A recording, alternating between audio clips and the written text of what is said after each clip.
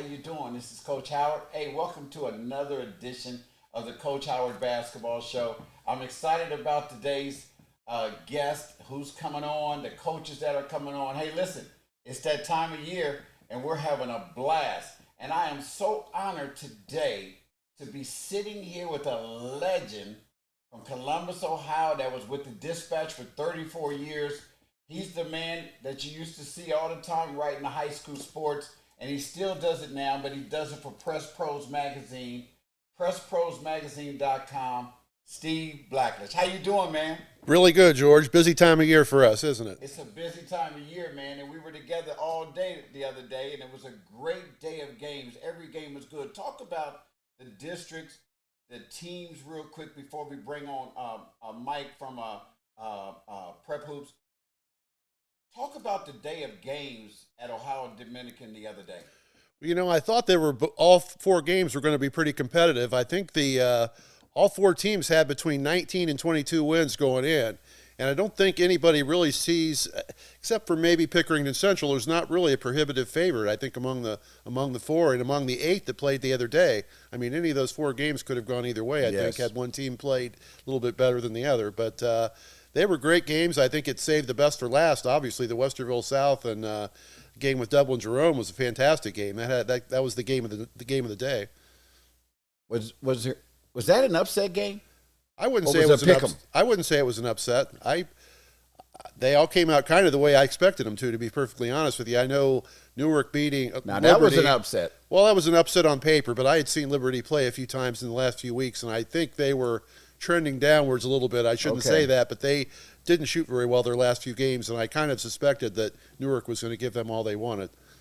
You know, when you look at the games that day, and all the teams that we watched, which we watched 8 of them, there's only 4 that's moving on. Who would you say looked poised and ready to come out of this region? Well, poised and talented, I guess they're 2 different words, but I mean, I think the matchups are really good when you put it that way. I think Pickering and Central and Westerville South match up really well. They're both really quick and athletic, and Newark and Orange are more of the, I don't want to say disciplined types, but they're a little bit more defensive oriented, I think, and I think they're going to make for 2 great matchups. I really would not even pick one. I guess you got to say Pickering and Central's the slight favorite, given what they've achieved, and Hilliard Bradley's coach Brett Norris made some really good comments after the game last week that he thought his team played like they were intimidated by Pickering and Central because of the mystique and everything. He said we were most tentative I've ever seen us, and I think it was because there's just that aura about Pickering and Central. Well, the one thing, Steve, is that Pick Central, they're battle tested. They're all 5 of those starters have been here before. They were here last year, so they know what it takes to get there. They won the state last year. They played in front of large crowds many times. They played in the big tournaments. They played against some top teams, so they're battle tested. And it is that aura, like that's Pick Central, Devon Royal, but it's the same in all sports. Exactly. But I do believe that, it's going to get a little tougher these last 2 games because Westerville South is playing with a lot of confidence.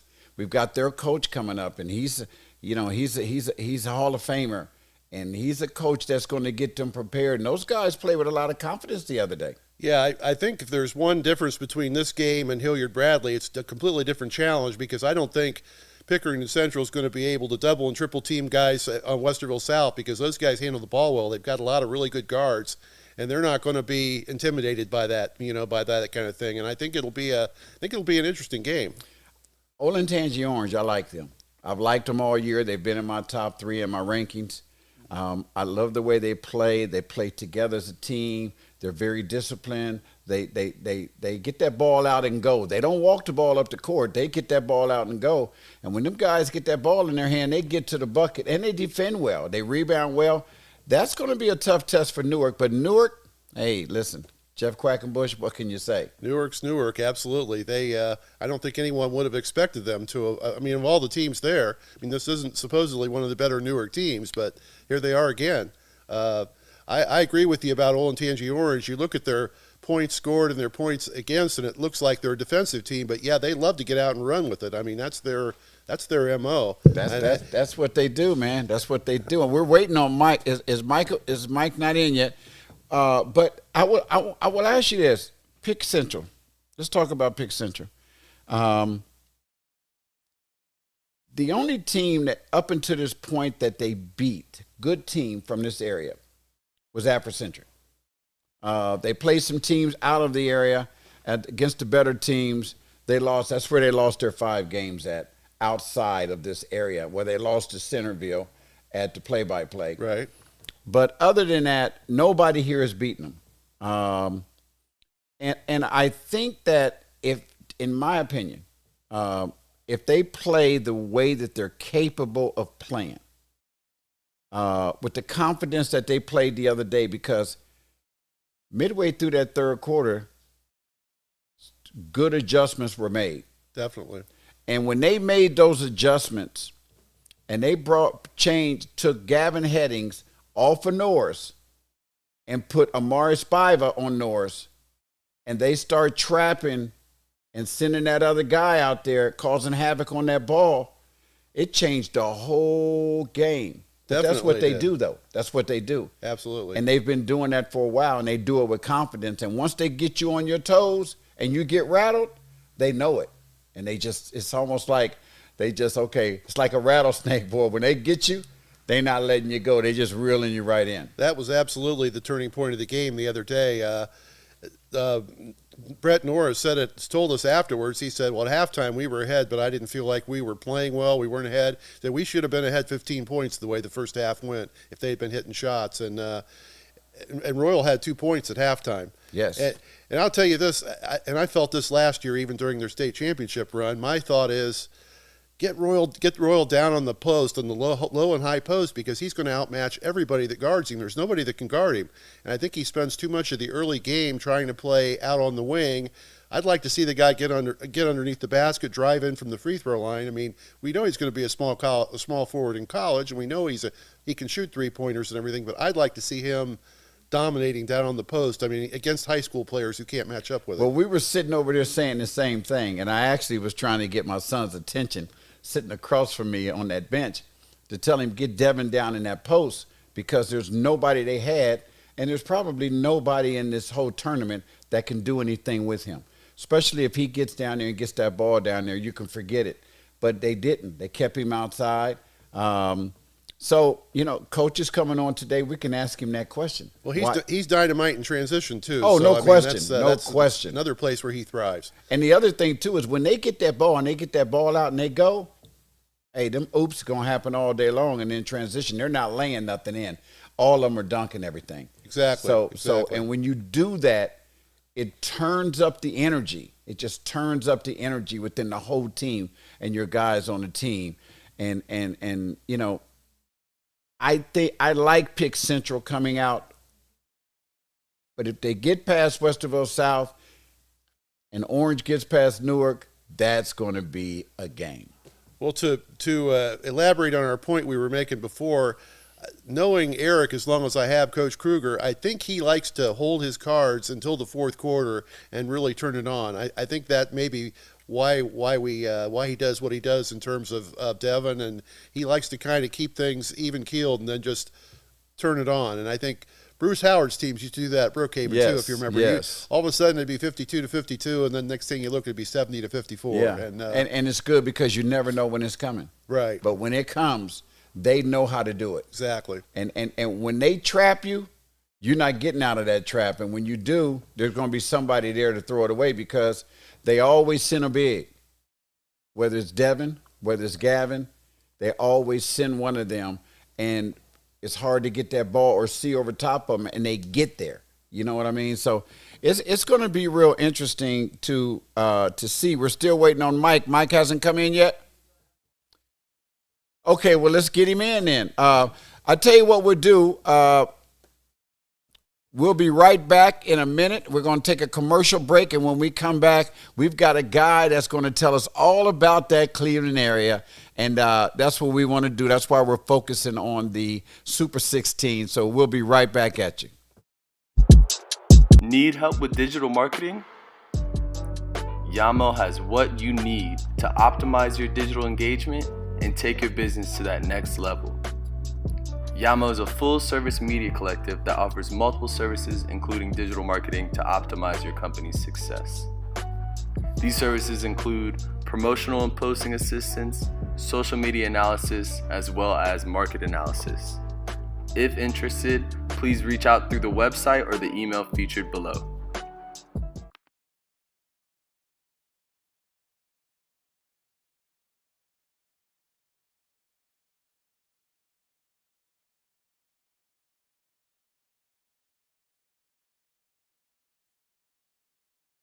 Hey, welcome back to the Coach Howard Show. I'm so glad to be back. Hey, listen, we've got a special guest coming in, one of the top prep writers in the state out of the Cleveland area. It covers the whole state. But he's going to help us with that Cleveland area as we talk about Cleveland, talk about Cincinnati and the Toledo area. We want to bring in TJ. Hey, what's going on? What's going on, brother? You guys hear me all right? Oh, yeah, we can hear you well. Oh, absolutely. All right, perfect. I know you know my man Steve here, the legend, the Hall of Famer. Absolutely. I'm a goat, but I'm an old goat's what I am. It's always a pleasure, man, coming down for district finals Saturday. I feel like I kind of made it a routine of mine to come down to Columbus. Unfortunately, Northeast Ohio is a bit behind the curve in terms of how we do things up this way with the district finals. So to me, it's always been hard to pass up 4 really good games in Central Ohio. So I always look forward to running into everybody while I'm down there. Can you explain to us real quick what you meant by that for people that's listening behind the curve a little bit? So Northeast Ohio, we are the biggest district or the biggest region in Ohio as far as Division I goes. So we actually have 6 different districts. 4 of them stay here in Northeast Ohio. The other 2 go out and join the Toledo area schools. Unfortunately, the fact that we do have 6 district finals, they decided it makes the most sense to play them at 6 different locations, and they're all at the same time. So if you stay in Northeast Ohio on that Saturday, you're only really able to see 1, 2 games, maybe 3 games if you're absolutely pushing it. But you'd be driving all across the area. So I'm hoping that next year they get it figured out. We can find a neutral location. It seems like Kent State has been a willing host for the regional tournament. So maybe the NEDAB can get them on board to host the district finals as well. Hey, I think we might have Coach Kalo available. Is he available? But let me ask you this. We're going to bring in Coach Ed Kalo. Let me ask you this. Talk about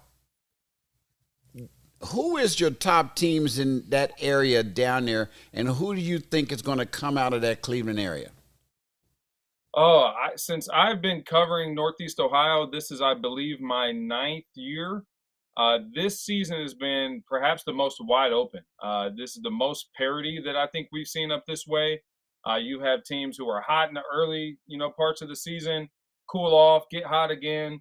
Teams that stay consistent, teams that were hot then cold. It's been all over the place. A team that I believe is playing the best basketball right now in Northeast Ohio is going to be Archbishop Hoban. I actually have them upsetting St. Ed's in that regional semi. It actually takes place tomorrow. It's the only Division I game tomorrow. So I plan on attending that. But I will take Hoban in the upset. Wednesday, we have Stowe Monroe Falls against Walsh Jesuit. 2 teams that have had signature wins throughout the year. Stowe has beat St. V. Walsh beat St. V. and St. Ignatius throughout the year. 2 very, very well-coached physical teams, senior-laden groups.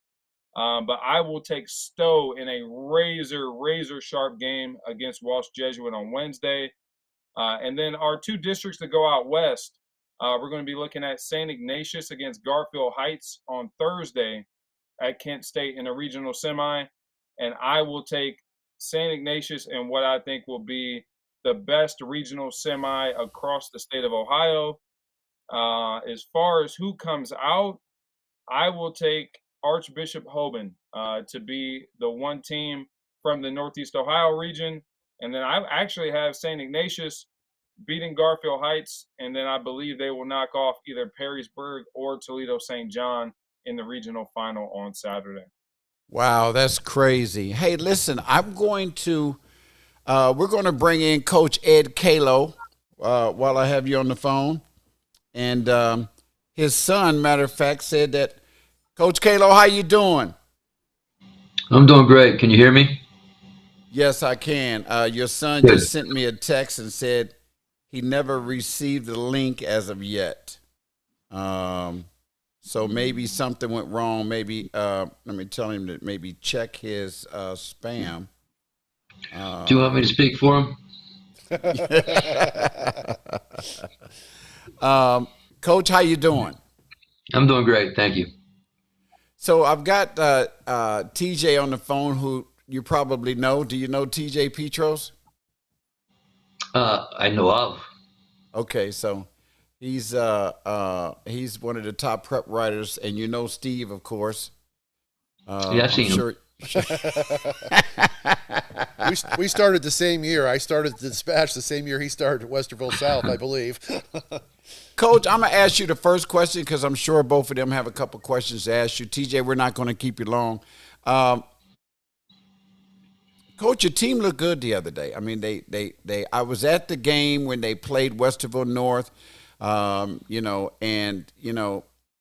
they came out, they started out slow in that game.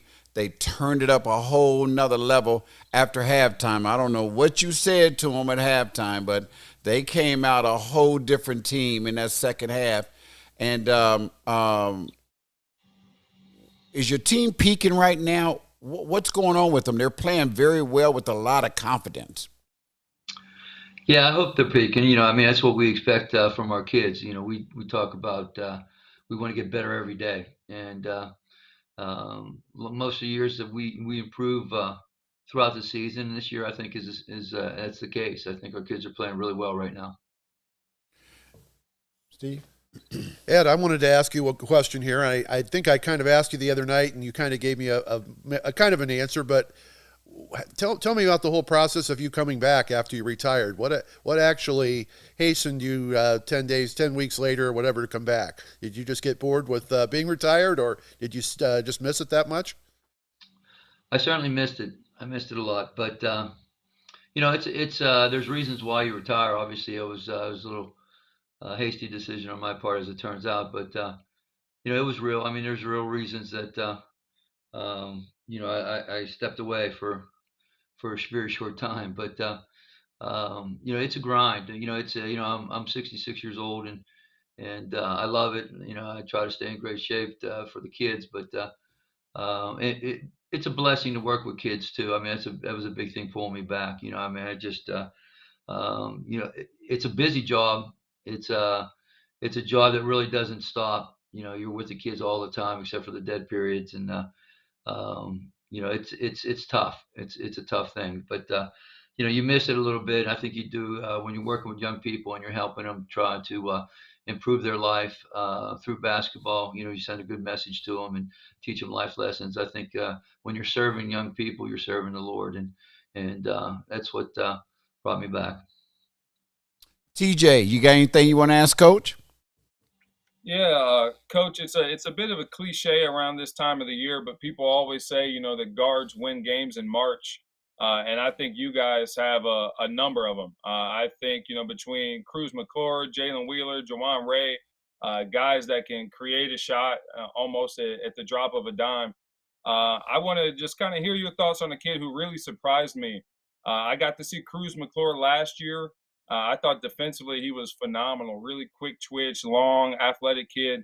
But I was actually very intrigued by his progression on the offensive end of the floor. Just his pace for a young guy, his ability to score, operate out of the jab. So just talk a little bit about Cruz and some of the developments that you've seen from him over the last 6 months or so. Yeah, he's made great progress, and I mean tremendous progress. He's a much better basketball player than he was last year. You mentioned our three guards, and really they're the only three guys that had any kind of time last year with us. Only one of them was a starter, and that was Jody. We graduated 8 seniors, so those guys, we rely on those guys. We really lean on those guys. Cruz is probably the most improved guy. He loves the game. He loves the game. He's a great guy to coach. He's easy to coach because he takes instruction so well, and he's going to work right through it. He's going to try to really focus in on what you're trying to do.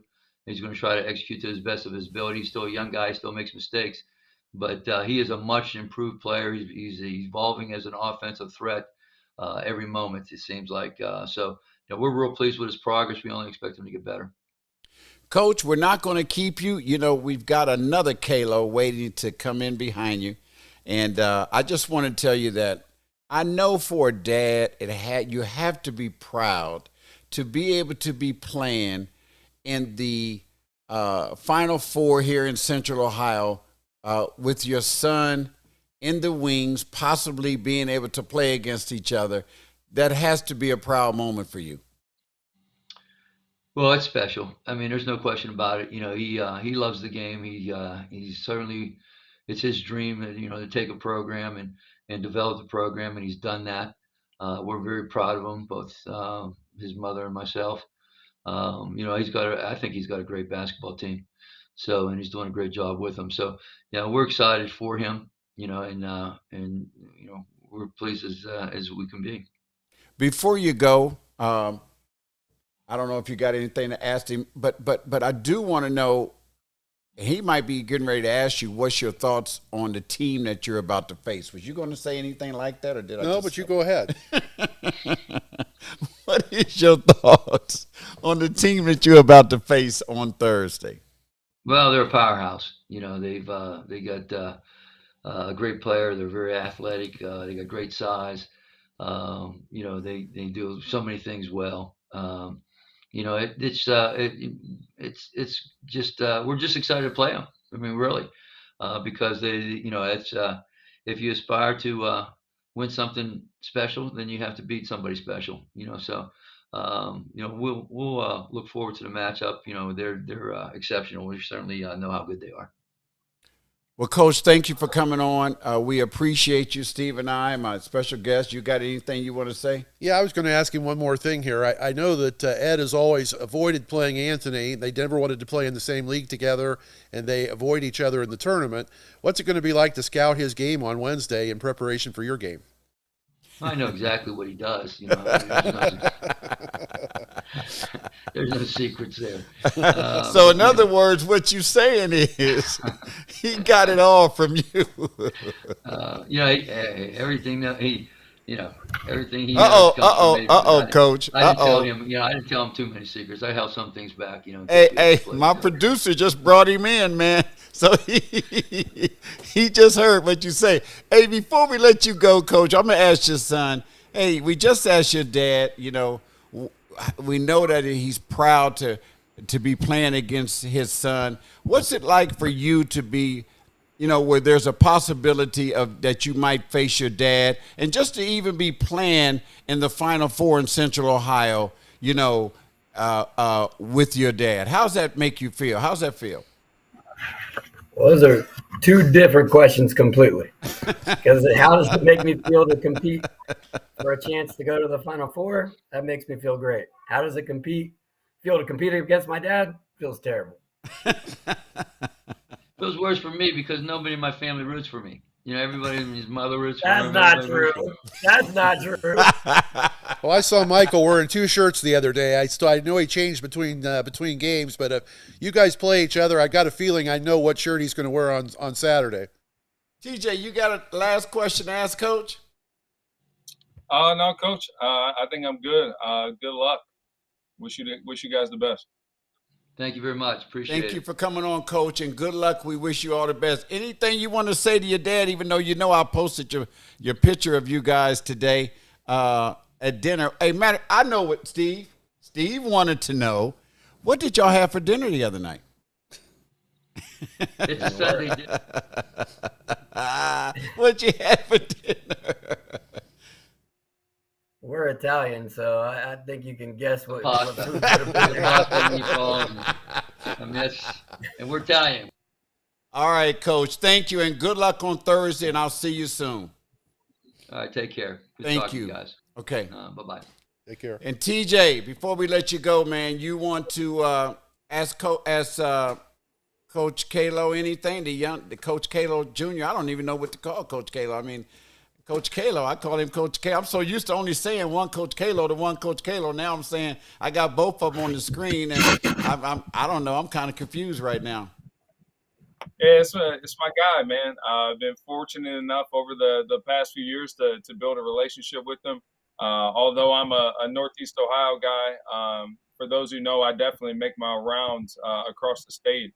And Coach, I just want to say I was at the Delaware Hayes game on Saturday, and I've had the luxury of seeing you guys play several times throughout the season. But I can say that was probably the most locked in I've seen you guys on the defensive end.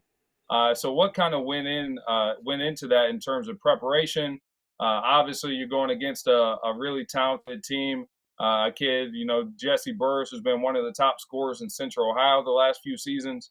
But I thought you guys did a great job of making it difficult for him, squeezing. You guys talked, played hard. I thought Mikey McCullum was phenomenal. So what kind of went into, practice for that week? Yeah. I mean, our prep is similar but different every game, right? Like we're doing the same process, but obviously very different for each opponent. But yeah, we a lot of film goes into it, understanding strengths and weaknesses offensively, like schematically, but also a ton of time gets put into the personnel. So with Jesse, we had a few things we felt really passionate about. One of the things we talked about, I don't know if there are any Ted Lasso fans out there, but we talked about memory of a goldfish because Jesse makes tough shots, like really tough shots. But we need to stick to our defensive game plan on him and just continue to battle him and be physical with him and execute the couple things we felt were really important when defending him individually. Just have a short memory because he's a volume shooter and he can make tough shots. So, I know that sounds kind of silly, but memory of a goldfish, you just need to keep competing and don't get, emotional when he makes a tough shot on you. But yeah, TJ, Mikey is a great defender. He's been hurt a lot of the year, so to no fault of his own, but he's battled injuries and he's a really good offensive player. And I think that's what people focus on with Mikey, but I say it all the time. Mikey is absolutely one of our best defenders. So with him going out, to me, that's where we missed him the most. I know he's a really good offensive player, but he's so smart and so competitive. And, I thought he did a really good job on Jesse when he was matched up on him. But yeah, I hope I answered your question. Hey, got a question for him, Steve? Yeah, how difficult has it been, obviously having Mike? You didn't have Mikey for a good part of the season. He probably missed 15 games, right? And trying to adjust with him on the floor and off the floor. Has it been much of an adjustment going from game to game, not sure whether you're going to have him or not? Well, now that, we do have him, we know whether or not we will. We should have him moving forward unless there's another setback. But yeah, he missed, I think, a stretch of 9 and a stretch of 6. So yeah, he missed 15 total games. But yeah, I mean, he played the first 3 games of the year and then missed 9 and then was healthy, played in three games again, and then he had an ankle injury, different injury, missed 6 games. So we've had him for 5 games. It's the longest consecutive stretch we've had him, which is great. And hopefully if we continue to play, the chemistry gets better and better each game. But I would say that's the biggest thing is he's a really good player, but we found a rhythm, right? It was a lot of games. It was most of our season. So that was going to be the biggest adjustment is finding that new rhythm together. And fortunately we had 2, sectional games where we were able to do that a little bit. And, I think he'll get better and better each game. TJ, I want to say thank you, man, for coming on the show. Well, you can hang on for a second. Maybe my director can bring Mike on in. And he just told me he was in. If he could bring him in, that would be great to bring in Mike Roth from Prep Hoops. Okay. So, Coach, TJ, you okay with hanging in? Yeah, I'm good. Okay, Coach. The one thing that I've had you guys in my top 3 all year in my rankings, and because I love your team, I love the way they play. I love the way they are play together as a team. They're very disciplined. They get the ball out and go. They rebound the basketball. They defend well. I like everything about this team, and you guys and Bishop Reedy were my 2 top teams all year because your play is so similar. How do you keep them going game after game? Keep them motivated. You know, your seniors. How do you do that? Because I know sometimes there could be a letdown, but it hasn't really been a letdown for you guys this year. You've played great. How do you keep them going game after game? Well, I mean, I think part of it is there's a lot of factors, but we have 7 seniors. That's one factor. Another factor is schedule. Our schedule doesn't allow us to have letdowns. According to the metrics, at the end of the regular season, we're the 16th best schedule in the state. For most of the year, we were top 5 best schedule in the state. So unless you want to get rolled, George, you got to be ready to go every night. Yeah, but I think part of it also is like as you're building a team, you have my dad on before, like all good programs do this, but my dad always talked about my whole life growing up, like we're not focused on the score, we're focused on excellence. So, it's not about opponent, it's not about anything else, it's about pursuing excellence. So when you're pursuing excellence, like you're going to have, when your standard is, oh, sorry, is that me? No, I don't know who it was, but it blew us out. That's for sure. Oh, it was Mike. Mike. Yeah, But anyway, sorry, Coach. Hey, go ahead and good. finish. Go ahead and finish. Yeah. I was done. But basically, when you're pursuing excellence, like, you're going to be more consistent because you're pursuing your own standards and not, things that can be changed game to game. Mike, welcome to the show. Mike Roth out of from Prep Hoops. What's going on, buddy? Mike? Thank you. I apologize. My roommates are cooking, and we have the most sensitive smoke detectors in the history of mankind. So I apologize for the early noise. Hey, Mike, we got Coach Kaler on the phone from Olentangy Orange. Is there anything questions you want to ask him? No, just hope to see him down in Athens, coming down to my part of the state. If they get a victory over Newark. Been a big fan of his senior trio of guards. Actually, I do have one question. Is Nick Chapman done for the year, injured, or is he potentially coming back? Yeah, he's potentially coming back. We're going to practice. He's going to practice tomorrow. We'll see how it goes. He told me he told me the other day he was coming back. I said, are you going to play Saturday? He said, for sure. So yeah, and he's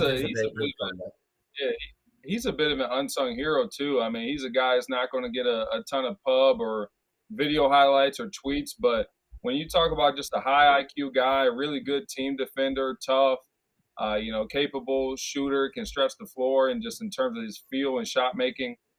So he was a kid who I actually thought was really good in that Cleveland Heights game down at the play-by-play classes. Yeah, Nick's been great for us. He's started every single game until his most recent injury. But the cool thing about Nick, everyone knows about those guys, Mike Elias and Jordan. But Nick's one of our seniors. The cool thing about him is he almost didn't make the team in 7th grade, almost didn't make the team in 8th grade. Had to kind of talk to my coaches and be like, no, you're not going to cut him. I'm going to pull the rank card here. He's going to stay in our program. But yeah, he's just developed, and I give him a ton of credit. I give his parents a ton of credit. Really, this is absolutely his first year playing varsity basketball. And he was huge in the Jerome game, TJ, Mike. He's helped us win big games. Anthony, the guy I really like on your team is Jordan Edwards. I mean, that guy just I think he might be the best true point guard in Central Ohio. I mean, he really just runs your whole team. I mean, great assist guy, great driving to the basket. And you talk about what he brings to your operation. Yeah, it's pretty cool with TJ and Mike being here because TJ, you remember when you might have known him a little bit before, but he had that breakout camp at Ohio State team camp. Remember? Yep. Um, Yeah, I was sitting right there. yeah, and I remember TJ talked to me after that. And George, you were at that game too. We were playing the Lou in the Oxygen, Lutheran East, and it was a great game. Came down to an Elias buzzer beater, but yeah, TJ came up to me and he's like, "Hey, like Jordan's got a shot. He's really good." And and it's his passing ability. Like Jordan's such a unique guard because he's 6'3", he's over 200 pounds, but he's also explosive and he's got excellent vision, and he's really unselfish. So if you want to play passing lanes on him and be up the line, he can get to the rim and make you pay. If you want to be in gaps on him, he can make you pay with his passing ability. He's a tough match for sure. Hey, I got to tell you, I had a Power 5 school ask me about him the other day, man. But I didn't want to say nothing about it because I don't want to get nothing started. But if I have another one ask me, then there might be a problem. So I'm just letting you know that, it was a school that asked me about him the other day because they said they really liked him. So just kind of letting you know that. But, Coach, we're not going to hold you. Thank you for coming on the show. We truly appreciate it. I got to ask the one question. Before you go, talk about your opponent and who you have to play, because surprisingly, I think they surprised everybody. That was an upset, but they're playing really well. Quackenbush has got those guys really playing. Yeah, absolutely. I mean, Coach Quack is an elite coach, man. He does a fantastic job. They had a hairy first-round game against Olentangy. I think they were down double digits going into the fourth quarter, and here we are. They're district champions, which, just the Newark way, right? You got to be extremely mentally tough, and your mental toughness is going to impact your physical play, no doubt. I thought they did a super good job versus Liberty. That was a really, really impressive win. But they got dudes like Grant. Grant's been great. Steele has been great. The role players, they just, they got number 13, excellent catch shooter, over 53s on the year. They complement each other well. They embrace their roles. They play so hard. They just live to their standards really well. Hey, Anthony, you've got three seniors, obviously, that have been carrying you guys here, your run. But you've got a freshman and a sophomore that are both really phenomenal. I think you're going to probably be able to build a new dynasty behind here in the next few years. Yeah, Levi and Devin have been great. And it's fun because, I think back to when I coached for my dad and we had talented freshmen, right? Like Trayvon Jackson was a freshman who played at Wisconsin, but his freshman year, he was coming off the bench. And I remember his mom, Tammy, I love Tammy, we're close. Tammy, talked about him transferring because she said that Trayvon had splinters at the end of the year because he was sitting on the bleachers too much. But to me, I thought Trayvon did a great job his freshman year. He was sixth man. He played a role. He helped them win a district final.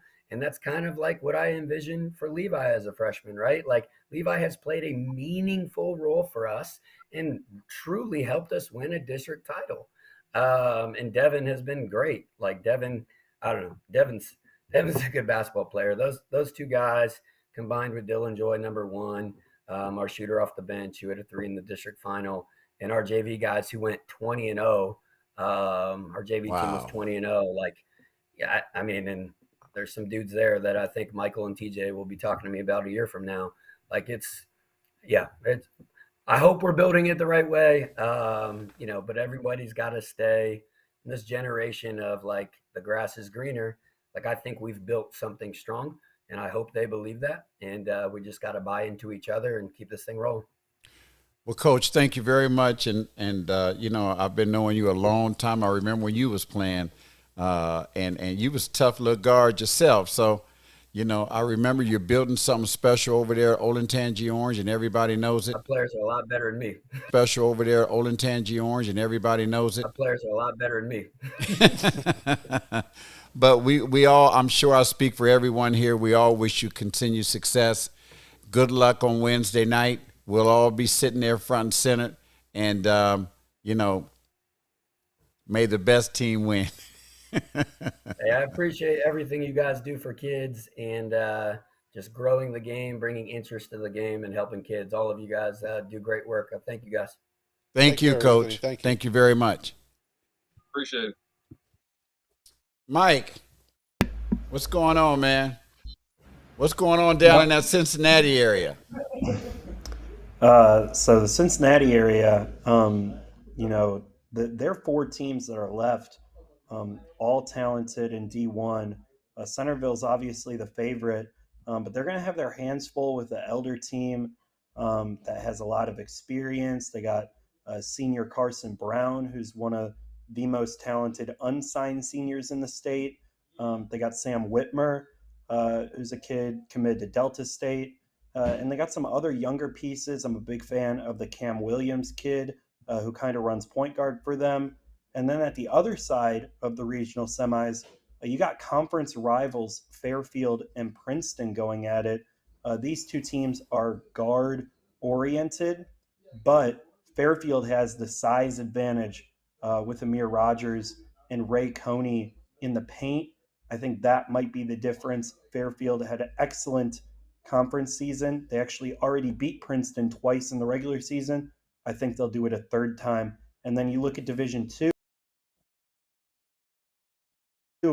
Many people predicted would win the state championship, and they're going to take on a team from Columbus and Bishop Watterson, a team they actually faced 2 years ago, back when Jonathan Powell was a star at CJ. Now he's at Centerville, and CJ reloaded with George and Jackson Washington. And they also got a talented senior in Evan Dickey. And then the other side, you got a rematch, Kettering Alter and Dayton Dunbar. Dunbar won 67-65. A lot of talented guards in that game. Dunbar, Antoine Allen, Antone Allen, and BJ Hatcher. Meanwhile, Kettering Alter has Anthony Ruffalo, AJ Lean, and also Gavin Geisel. Hey, before we keep going, TJ, thank you very much for coming on the show. And are you coming down this way this week, or are you staying up that way? I'm staying up this way. Roth just let me know that there is a chance that the D1 Columbus regional final at OU gets moved to Sunday instead of Saturday. If that does happen, then you can catch me at OU on Sunday. If not, then hopefully I see both of you guys down in Dayton. You will. What? I'll be down there for sure. But why? Real quick. I mean, okay, TJ, I'll bother Mike with this one. But thank you very much, man, and I'll talk to you soon. Thanks for coming on the show. No problem, brother. Appreciate you. Okay, thank you. Mike, so what is going on, Mike? Why would they be moving down to moving it to Sunday? Honestly, I'm not too sure. Just was something that was kind of going around the convo, I guess. I obviously don't expect it to happen, but just something to keep an eye out for. The combo has actually had to switch the game times for 3 games because there were girls teams from the same high school playing. So they already have switched a couple game times in the districts.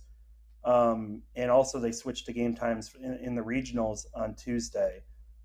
So just something to kind of keep an eye on. Again, nothing confirmed or set in stone at all. So I had spoke today with the owners of I'm going to be doing the play-by-play down there, and I spoke with them today a couple of times, and there wasn't nothing mentioned. So I'm sure if something was going to change, it would be out there by now. But thanks for the insight. Yeah, I was going to ask you about that anyway, George. What do you feel about them moving the Central, the regional champion to Ohio? I thought the problem before was that the semifinals were all sold out. I mean, that would be just the same reason as playing in the finals. I don't really get the whole concept of moving it down there for one day. I'll tell you what, it was good crowds this weekend, but it wasn't like you need to move it. It wasn't that kind of crowd. Now, last year it was, though. Last year, I think because you had, you had Pick Central with Sonny Styles and them, and then you had Sean Jones and Gahanna, and maybe I remember at a couple games last year you were there. It was so crowded you couldn't even move. Even it was wall to wall everywhere. Right. So I don't know. Maybe that's what they thought, but I don't think it should have been moved to Athens, not Columbus. I mean, I think it could have stayed at ODU or maybe Otterbein. I think Otterbein holds a little bit more than ODU, but I don't know. Maybe I don't know. That's what they decided to do. So Yeah, we had the same issue with the girls this week. They sold out Westerville North for the girls Division I regional, and then they moved the championship game to Otterbein. Marysville brought the whole town. They nearly filled out the whole gym.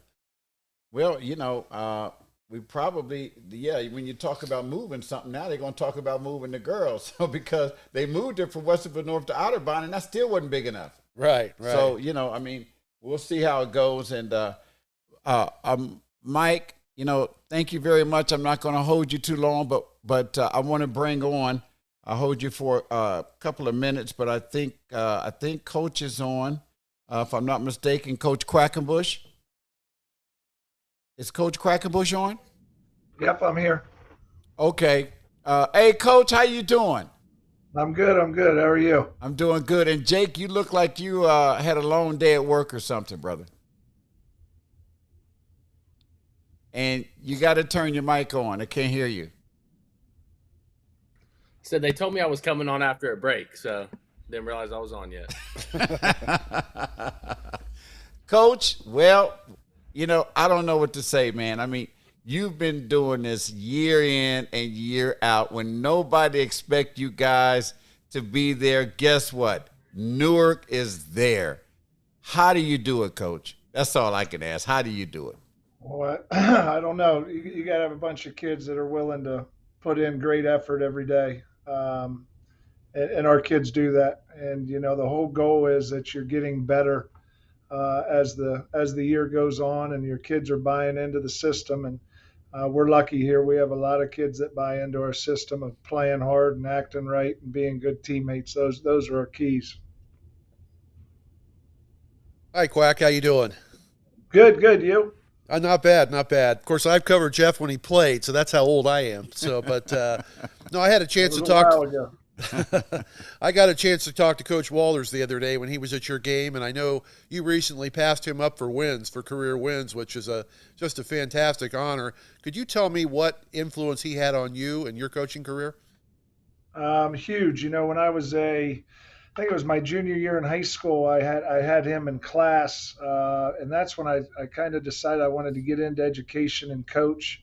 And Coach Walters was a huge influence, a big program guy, and selling the program to the kids in the community, and has been, not only the coach but a great friend, especially during the 24 years I've coached. So between the two of us, we've coached here for 51 years, so that's pretty special. Jake or Mike, do you guys have any questions for Coach Quack? Yeah, Coach, you guys have one of the best fan bases in Central Ohio. I mean, they were probably the loudest out of all 8 teams that we saw at ODU. And it seems like as much as they love a three-pointer, they love when you guys take charges, dive for loose balls. When we go full screen on your screen, you can see the 10 things that require zero talent, like being on time, body language, and stuff like that. How have you been able to instill that in your kids and also kind of in the general community and fans as well? Yeah, that's a great question. I think that's something that you just teach every day. You model that, you practice that. A lot of those rules are the same rules that Coach Walters had when I played here. And I think our community understands the way that our kids have to play to be competitive. I've said forever, kids haven't changed. Kids haven't changed from the time that I was playing. Now their surroundings have changed, social media, all those things that go with it. But our kids know there's a certain way we have to play to be competitive, and diving on the floor and taking charges and being fundamental. and all those things, and that things that require zero talent. Those are things that get you over the hump, and I think our community appreciates that. Jake, What's going on, George? nothing. You got a question for Coach? No, I don't have any questions, but second everything Mike said. Wanted to say congrats on the district title last Saturday, and I even put together a video I posted on Twitter of exactly what Mike just said, all the charges, diving on the floor for loose balls, offensive rebounds. And I know Jason Mora said to me the other day that he put out a tweet a couple years ago that still holds true, where he said Newark could have a game on the moon and the fans would still show up. So I just wanted to say congrats, good luck, and love watching you guys, love the culture of the program. You know, Appreciate that.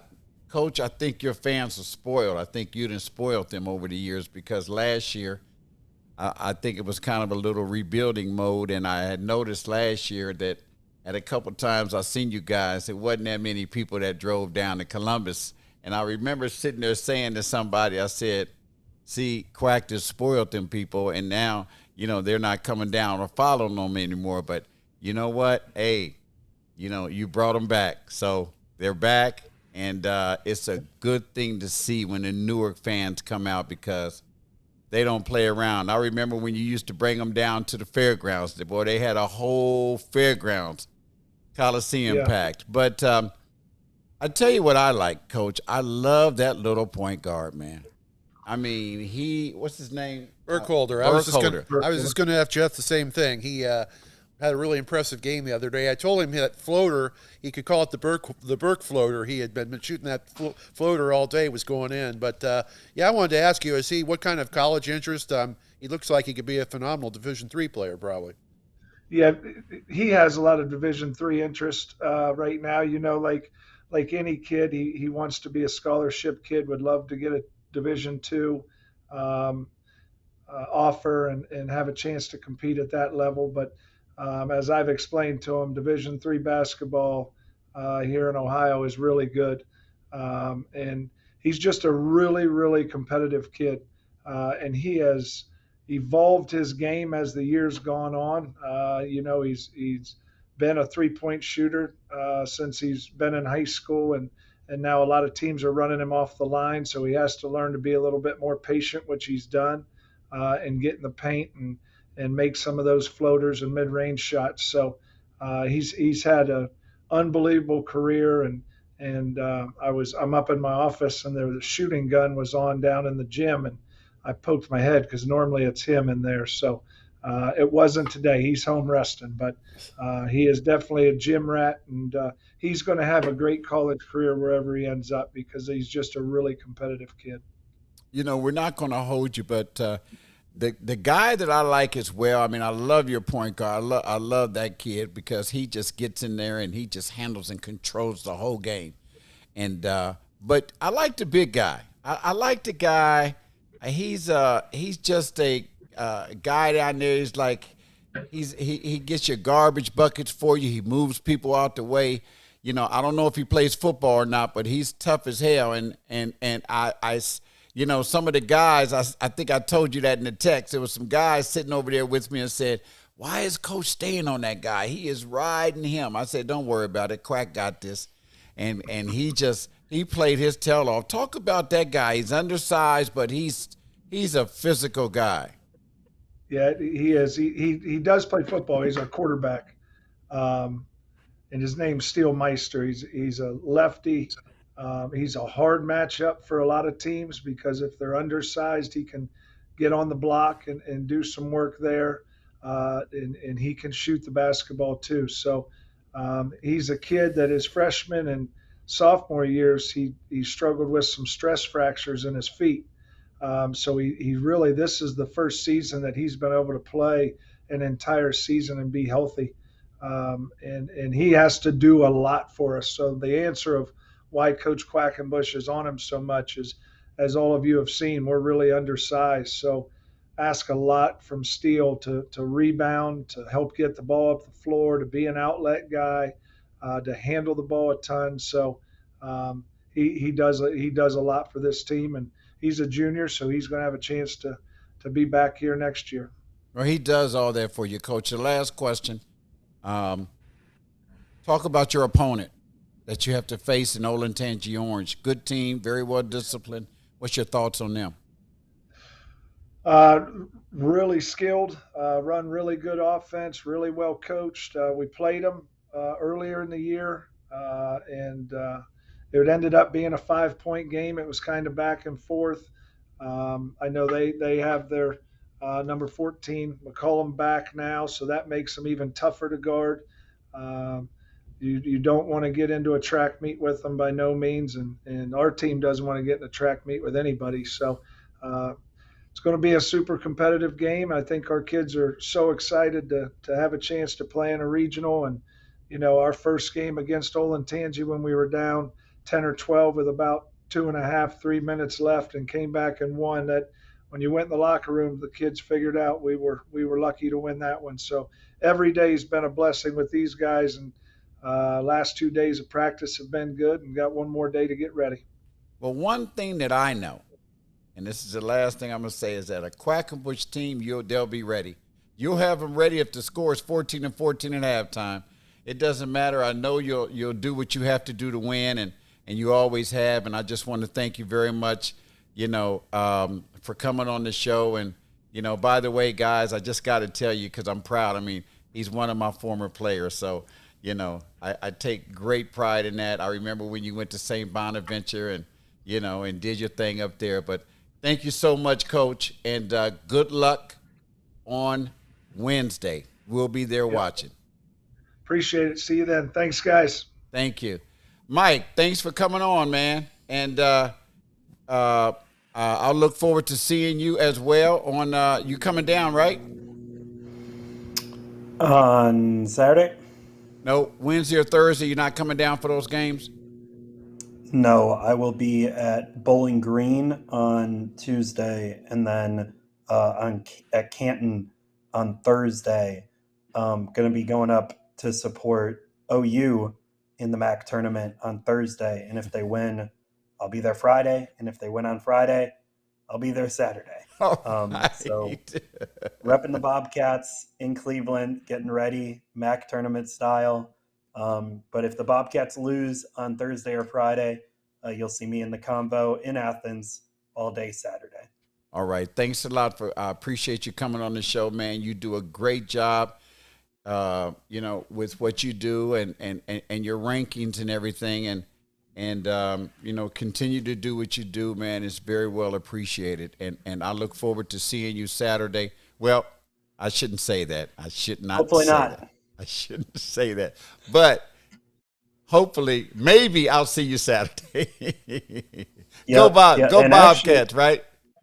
Yeah. And they could play one of Coach Quackenbush's former legends, JT Shoemate, on Friday.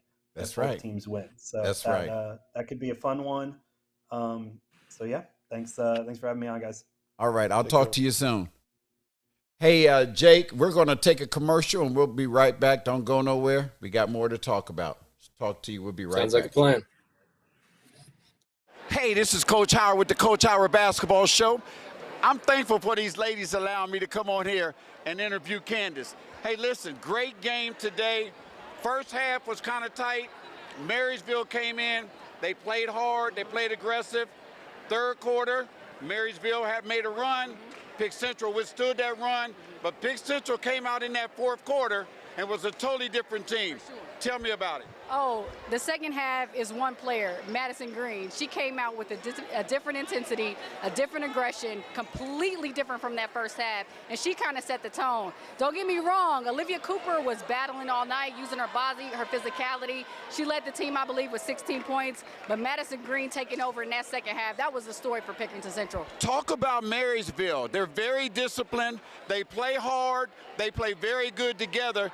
They brought in a team today that came in to win this game. Talk about them for a second. No excuses for Marysville. They played their game plan. I do think this three-point line situation here at Otterbein caused them a little issue. They were taking collegiate-level three-pointers. If they took a couple steps in, they had to miss nearly, I would say, 20 three-pointers. This could have been a very different game. They can knock it down really far. And then they left a lot of shots on layups.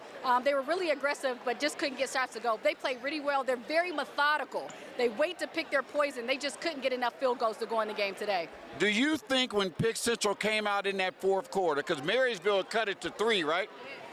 When Pick Central came out in that fourth quarter and took it to them, do you think that took something away from Marysville? A little bit. When they went into the run a little bit and then they got into the free throw line, a couple of turnovers that happened, and then that was kind of the game. I think there was a couple of steals where Madison got 2-and-1s, and that was the story. The momentum had shifted, and they couldn't get enough shots or enough field goals to just eke into that lead a little bit. So, yeah, that fourth quarter and a couple of momentum shifts, and that's all it takes in a final like this that changes the entire story. Talk about the Tigers going to the Final Four. Are they good enough to win it? I don't know what's out there. I'm just a boys guy. You guys, you're the women.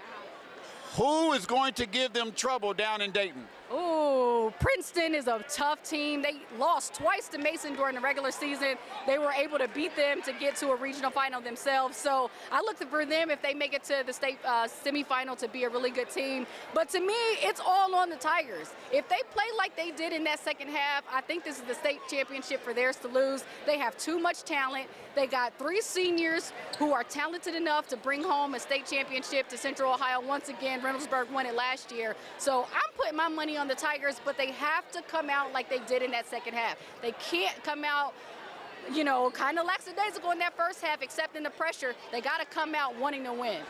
This is Coach Howard from the Coach Howard Basketball Show. Hey, listen, I got to tell you I will be doing television for the regional semis, the regional final down in Athens, and I'll be at the state championship. Thank you, ladies, for letting me hop in here. Hey, good luck. Thank you very much. I'm out. Thank you.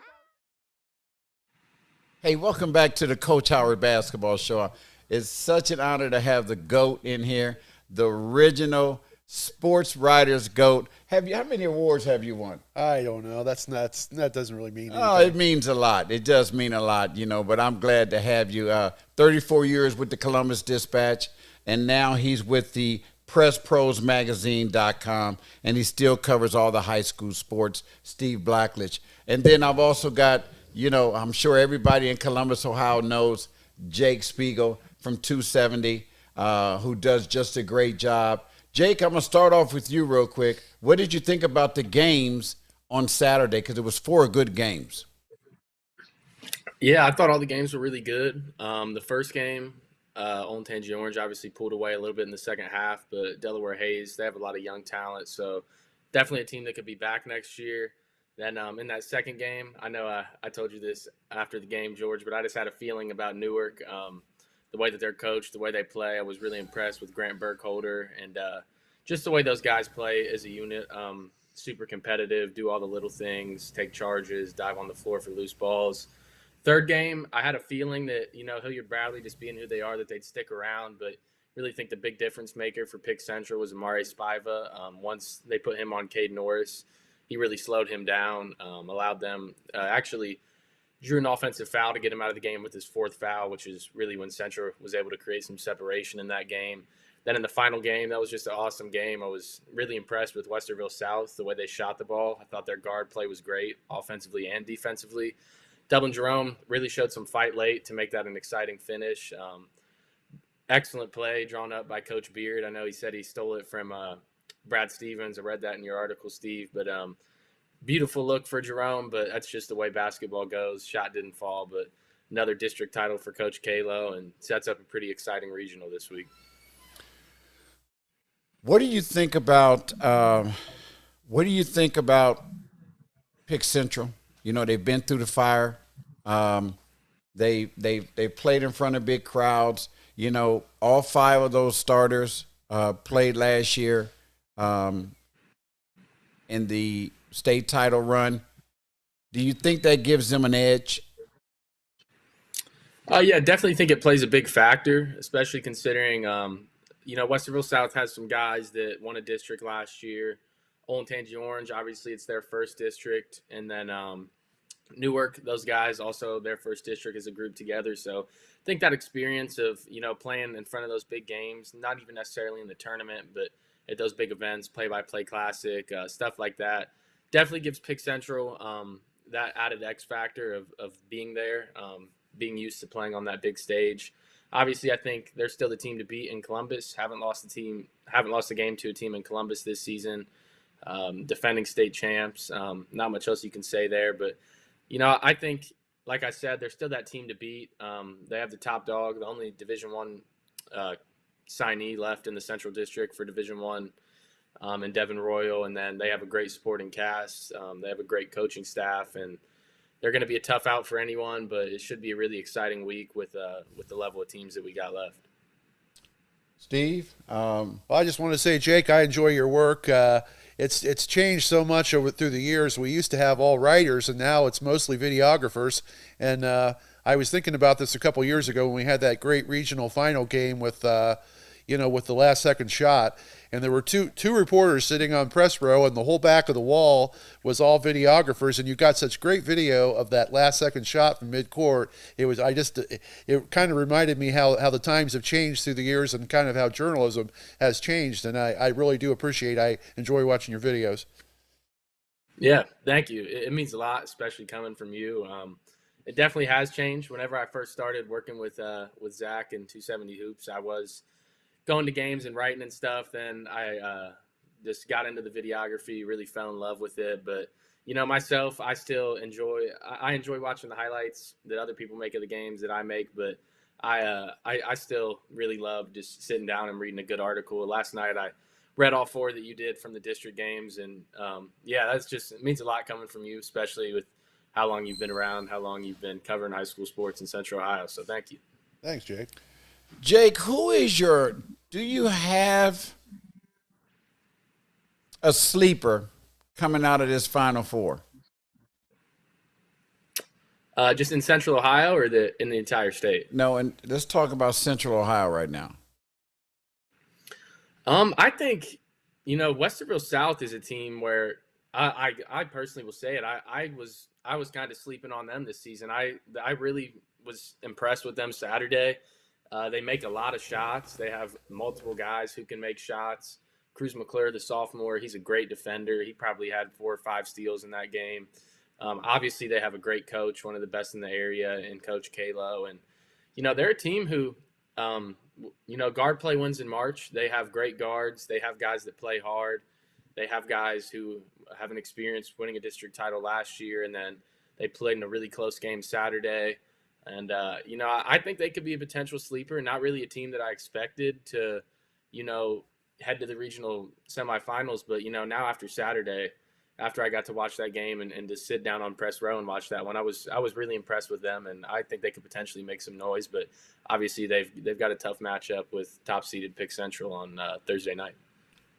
Steve, do you think Newark, is there a possibility that they could snatch a win away from Orange? I think there's a possibility anything could happen in any of these, and there could have been in the 4 games over the weekend too. Honestly, I didn't really see any prohibitive favorites or prohibitive underdogs in any of those games on Saturday. But I think it'll be really interesting, like you said. Talking about Westerville South, one of the things that impressed me about them was how quick their shooters release the ball, and I think that probably comes from them playing that face guarding that they do in practice, the way they defend. Those kids are used to get rid of the ball quick when they get it. I mean, you can't really give them much of a look at all, and they can get rid of that ball really quick. I mean, they've got some really good shooters, I think. Well, and they're fast. Oh yeah, they get that ball out and they get down that court. I think they could cause some problems for Pick Central, but Pick Central's going to have to guard. They're going to have to guard. They're going to have to defend. They're going to have to switch. They're going to have to make sure that they get up in them shooters and they get down that court. But Newark, though, I mean, there's something about Newark, Jake, that I don't know, man, that those Jeff Quackenbush teams, if you let them hang around, when it comes down to the end, they could be right there with an opportunity to win that game. Does anybody agree? Oh, definitely. That game will probably be in the 50s maybe. I don't see it being much more higher scoring than that. And that's, anybody, when you get a game in the 50s, anybody's got a chance to win them. Yeah, Newark, they're a team that's always going to have a chance to win. They're always going to give themselves a chance to win. with the way they play. They might be undersized. They might not have, the high level weapons that some of these other teams have, but they're always going to give themselves a chance to win. I even watched them earlier this season when they played at Pick Central, and even though it didn't really feel like it, I think with a minute and a half, 2 minutes left in that game, it was a 3-4 point game. So especially this time of year, when you have a great coach and when you have a good point guard, I think anything's possible, especially when you have a team and a fan base that's as invested as Newark. What do you see with is there anything? Let's talk about a couple of the other teams in the area. Bishop Ready. Is there anybody that can give them any type of problems coming out of this area? Well, they're in that region with, I believe they play Zanesville and Maysville, who's 24-1, and Reedy's point guard got injured the other day. He had a high ankle sprain, so I don't know whether he's going to be. He's the district player of the year, Luke Roth. Yes. And I don't know whether he'll be out for the regional or whether he'll be back or what. But that's a pretty big loss for them. But you would think they would be the favorite to win that region down there. Be even with or without him, I don't know. But you can't take anything for granted when you're playing a 24-1 team. So I don't know. I think that'll be interesting. I hope not. I mean, that's my pick to come out. Have you heard anything, or what you think, Jake? So Zach was at the game on Saturday, the Reedy game. He said that Ruth, like Steve said, had an ankle sprain. Zach said he thinks that he probably could have came back in that game if it really was close late, and if it really came down to it where, the season was on the line. But so, just with the way those kids from Reedy play and with how hard they play, I would expect him to be a guy who's going to try to give it a shot regardless. Not sure if he'll be 100%. I haven't heard much there, but, obviously, like Steve said, losing him would be a tough loss for them. But that group's, they play together really well. And, I definitely think they have a shot to come out of that Athens region. But it'll definitely be some tough matchups down there.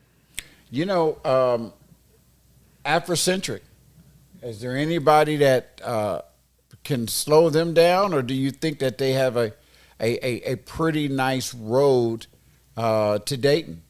I think they do. I would say they're the favorite in that division for sure down in Athens. I mean, they were very smart to go down to Athens and play there because I think the field over in the other regional is a lot stronger over in Dayton, and Harvest Prep's we'll see what Harvest Prep does over there. But, that's been the road to the state finals going through Athens. So nothing against those kids or those teams, but it's, they don't play quite as strong a competition down there as we do up here. So Afrocentric's got a great team. I expect them to do very well. What do you think, Jake? Yeah, I agree with what Steve said.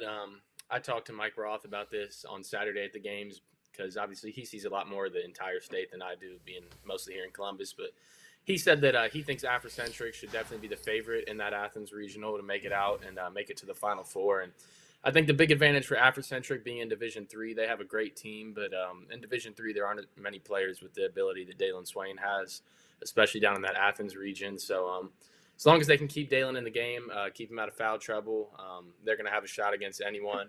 I think I definitely think that they'll make it to Dayton, and then there'll definitely be some tough teams in Division III down there if Lutheran East and Ottawa Glandorf and those traditional powers make it. Well, it's going to be tough because when you talk about some of the other teams in the state, when you talk about Division I, it's kind of tough down in that Cleveland area. And I was surprised to hear TJ say he picked Hoban to beat St. Ed's tomorrow. I was talking to the starting point guard from Hoban's mom today, and I called another prep writer from down in that area today, and they said that they thought Hoban could beat St. Ed's as well. But when you talk to some of the other coaches, which I have over the last couple of days down in that area, they think St. Ed's could easily come out of that bracket. And then, when you talk about St. Ignatius, the Garfield Heights and St. Ignatius played Thursday night. And then winner of that game, to me, will come out of there and will probably end up going to the Final Four. But when you talk about our region, the winner of our region has to play probably Centerville. So if Pick Central comes out of this region, they're going to meet Centerville in the Final Four in the semis. They won't meet them in state championship game. That's the way it's set up right now. I haven't looked that far ahead. I take them one game at a time, George. But no, I really didn't look at the bracket that far yet. But I wasn't aware of that. Yeah, I'll be looking at the brackets and just seeing where everything is. And I talk to people all over the state, so they kind of give me their opinion on different things. But big upset last night. Cincinnati Taft lost yesterday to Alter.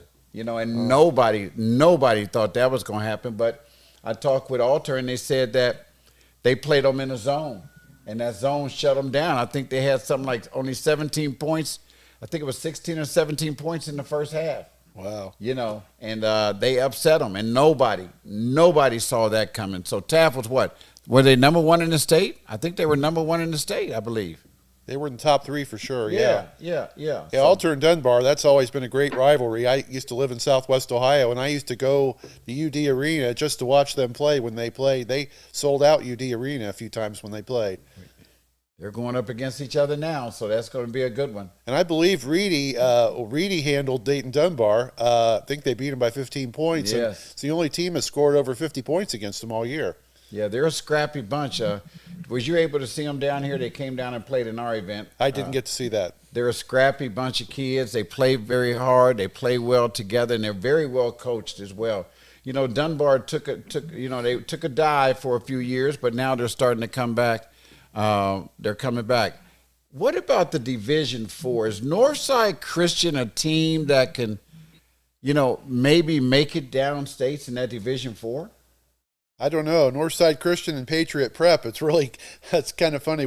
Jake and I were talking about this the other day because he comes from a small school, I believe, and it's kind of an indictment on what Division IV has become in this area. But hey, congratulations to those guys. I mean, I've not gotten to see Vanderwerker play yet, and I hear he's a phenomenal player. He's got Ohio State looking at him and other schools. So I don't know whether they'll win. Whether they'll win their regions or not. But it's cool to see 2 different teams in it for a change. Jake, what do you think about Northside Christian? Yeah, so I haven't got to watch Northside Christian, but I have seen Landon Vanderwalker in AAU and stuff like that, and he's definitely a great player at the Division IV level. He's a really tough matchup, but kind of just building off what Steve was saying. Yeah, so I went to Grove City Christian. They've bounced up and down between D4 and D3, but I remember when they won the district title in 2017, the 2 matchups were Grove City Christian and Harvest Prep, and then Afrocentric and Wellington, which were 2 really good games for Division IV. So, yeah, it is cool to see, 2 new teams win this year, though. Northside Christian and Patriot Prep. I believe it was both schools' first time winning a district championship, which is awesome. But, yeah, I'm not really sure what the Division IV region holds, where Northside Christian's headed to play, but kind of the unfortunate thing for any of the Division IV teams is that Richmond Heights is probably the best team in Northeast Ohio, regardless of division, and they're in Division IV. So it's going to be a tough test for anyone in D4 once they get to Dayton.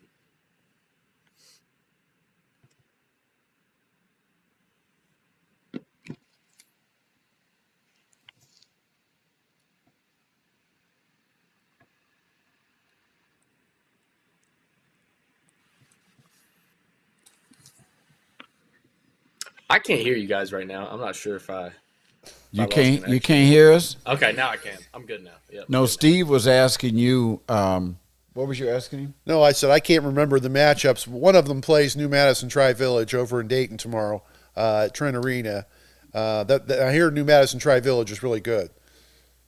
Yeah. So yeah, a lot of those. I think Tri-Village is a team that's traditionally been pretty good in D4. A lot of those D4 schools just we'll have 1 or 2 guys who can really play, and then a lot of role players but yeah, I think Northside Christian with a guy like Landon, they'll be able to give themselves a shot in any of those games. But I think they'll definitely have their hands full. But it'd be really cool to. I don't know the last time we had a Division IV team from Columbus make it to the state tournament.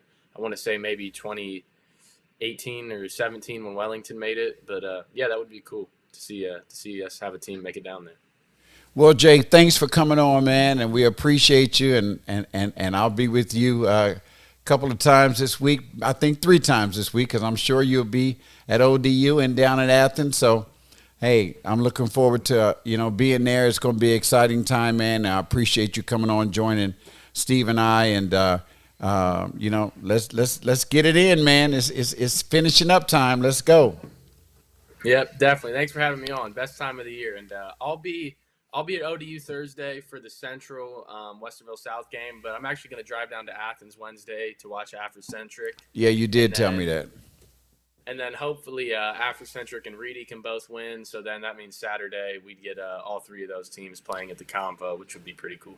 Hey, listen, that'll be great because I'll be doing all three of those games, and I hope it can be our guys down there, and that would be, make everything so nice. But thank you very much, man, and I'll talk to you soon. Take care, thanks, Jake. guys. Have a good one. Okay. Well, I don't know what that noise is, but it doesn't seem to be bothering us. So It's not my stomach. I know that. Hey, it's been a great show, man. Well, I'm going to ask you this question. I'm going to put you on the spot before we get out of here, Steve. Oh, boy. Who's coming out? Who's the two teams that's going to go down to Athens on Saturday?